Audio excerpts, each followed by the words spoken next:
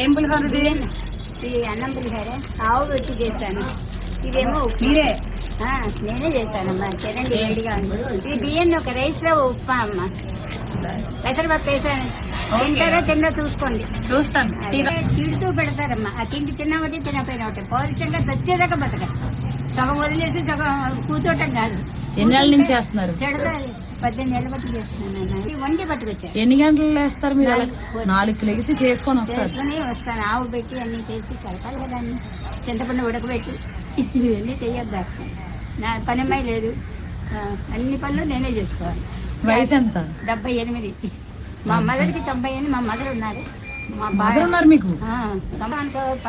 బాగుంది, టేస్ట్ ఉండదు మీకు. కేజీ 60 పెట్టి కొనేసి వండుతాను. వాళ్ళు తినాలి. ఇంత తిన్నా బాగుండాలి కదా.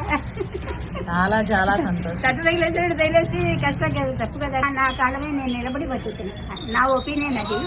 మీరు